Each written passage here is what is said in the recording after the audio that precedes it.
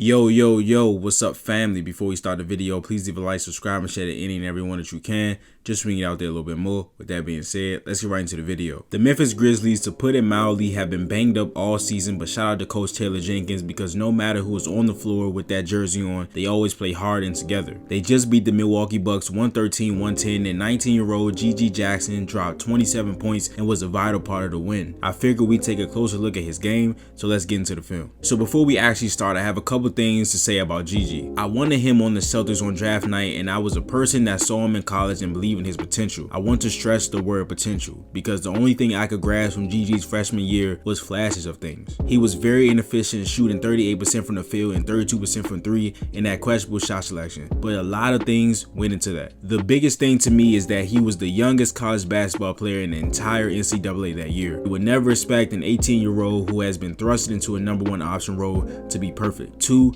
the overall situation was just not set up for him properly. South Carolina, the year he was there, shot 32% on threes as a team, which was 272nd out of 363 teams. So as a player who ranked 3rd out of all Power 5 freshmen in usage rate at 29%, and a player that ranked in the 98th percentile in isolation possessions, there was just no room for him to operate. But with all that being said, he was still able to average 15 points and 5 rebounds, and you saw the rare wiggle and handle and shot creation ability for someone that's 6'9". But him being an efficient shooter still seemed a ways away for someone that was that inefficient. Fast forward to today, and the kid who was strictly a 3-level scorer has transformed most of his tendencies in just 1 year en route to becoming a valuable rotational piece as a 19-year-old rookie. This is his shot chart from his 1 year at South Carolina. I'm not showing this to tell you that he was inefficient again, but if you look, you'll see that he's shooting from everywhere on the court. Well, fast forward several months to today, and this is what his shot chart looks like.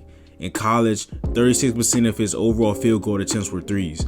This year as a rookie, 50% of his field goal attempts are threes, and he's taken more threes than he has twos this season. But now let's really get into the film. All right, so here we are, and a good thing about somebody that changes their role or fits into a role, the only thing that I would say is just that I am amazed that he has been able to change his role at such a young age, right? Again, he was the youngest college basketball player, and his game was an 18-year-old game with somebody that had that much talent, right? That's just how he played, and that's how we seen him. I thought I knew that it would take him time to get to an efficient basketball player. What he's been able to do here at such a young age is just amazing. And when you have someone that has changed from a 3-level scorer to a different role, that scoring never leaves them, and he's still able to look at that finish, and he's still able to take guys off the dribble. He's still able to finish around the rim, and you still see that creativity that you saw in college with this layup here. And another knock on GG coming out of college was his interest on the defensive side of the ball. You know, he always had the ball in his hands in college, and people just did not see the effort they wanted to see out of him on the other side of the ball. But when you play with Taylor Jenkins, you play for the Grizzlies, you have to at least try on defense. You don't have to be all defense. You don't have to be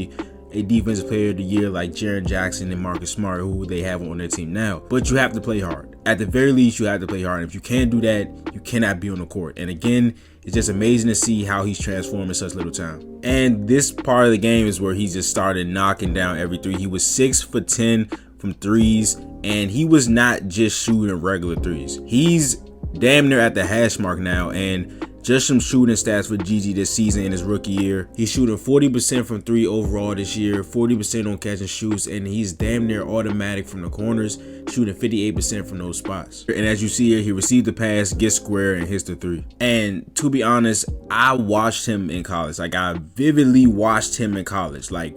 Real games, whole games, film. I watched this player in college. It is insane that he is doing no dip catch and shoot threes in Giannis's face at that. This, bro, I seen this and I almost flipped. I'm like, what the fuck? He was not doing this. And I don't know what to attribute to this, but shout out to the Grizzlies staff, shout out to the organization, and shout out to GG Jackson, because I know he's done a lot of work to get to this point. But this was just amazing to see. I want y'all to watch this entire possession, right? Look at where GG spots up. He is beyond the hash mark, right? And this just let me know that if this ball touched his hand on this possession, he was shooting. Look, Jacob Gilyard is not even looking at him. His hands are ready. He's ready to receive this pass. He's sliding. Look at his hands. Just looking at his demeanor, just looking at his stance, He's ready to catch the ball. He's already square, turn into the ball, keeps his hand square, and he gets a deep three again over Giannis and knocks it down. And with all that being said about the 3-point percentage and all that, he is a bucket getter. That is what's originally in his DNA. He gets buckets. And if you put a guy like Pat Bev on him, who has intensity, who has experience, who has activity on the defensive side of the ball, you're putting him on him thinking he's gonna contain GG as a catch and shooter. As a bucket getter, you're putting somebody that's like 7 inches smaller than him on GG Jackson. He's gonna drive him. He's going to take this 2 steps and he's going to finish with a tough layup. And it's still very early in his career, so this arc can change. This is reminding me of somebody. Please, I'm going to say the name. Don't shoot me until you hear my explanation. Andrew Wiggins, right? So let the hit again, hold up. Hear me out. He was on the Timberwolves, right? And he was the #1 pick. He was supposed to be the next coming of Bron and all this stuff. And he went to Minnesota. He was averaging 20 for a couple years, but it didn't mean anything, right? He was taking all the shots. He was playing like a 3-level scorer and all that, right? Got traded to the Warriors and they put him into a role. And then in the finals and in the playoffs, when they needed him to score, he still had those 3-level scoring chops. And that is exactly, in my knowledge, what's going on with GG Jackson right now. And sometimes there's no like real explanation for some stuff. This is when you know a guy has it going. He banks it in, the 3 at the end of the shot clock. And again, whenever the Grizzlies need him to revert to his South Carolina days and get them a bucket, he can do that. And it's just made him so much more efficient that that's not all he does, right? In South Carolina, like I said earlier, that is all he had to do. That's what he had to do for his team to be even semi-successful. He had to have the ball in his hands a lot. But now that he's in a room and on a team with NBA talent, he doesn't have to do that as much. And him taking less shots and still having that talent to do those things makes him more efficient. And he does a nice job. Ooh, look at that finish on Brook. But he does a nice job here, coming like he's going to catch and shoot, because he already has 3 threes at this point. And the Bucks, I still don't know why Beasley is helping off him for Vince Williams, but he catches it, squares up, does a nice job getting to the rim and challenging the shot blocker, which is Brook Lopez. And here's just another example of him being a great catch and shoot player, opening up the rest of his game. Look at where he's spotting up from, past the hash mark, and he's already hit 2 tough threes in front of Giannis. So you think Giannis is worried now? So he closes out super far. GG's able to go past him and get the foul. And I know it doesn't count if he didn't make it, but this is film session. This is the stuff you draw from this. This is what I seen at South Carolina. The wiggle for a 6'9" guy. He missed it. I shouldn't even showed it, but he missed it, right? But this is what you're getting with him. You get a big on him that's slower footed than him, he's gonna do this to them. You put a small on him, he's going to drive on him like he did with Pat Bev. He can really become a matchup problem in this league. And the Grizzlies are doing a good job of having him play a role first before becoming this level of a creator. All right, so here he is in semi-transition, again, walking down on Bobby Portis. He cannot, his foot speed cannot keep up with GG Jackson. He drives right past him, and then he shows the strength here. This is something new, right? He shows the strength, goes through Bobby Portis, and gets the bucket. And in the fourth quarter, it was straight clutch time from the corners. Again, 58% from the corners this season. Great 45 cut by Zaire Williams. Forces Jay Crowder.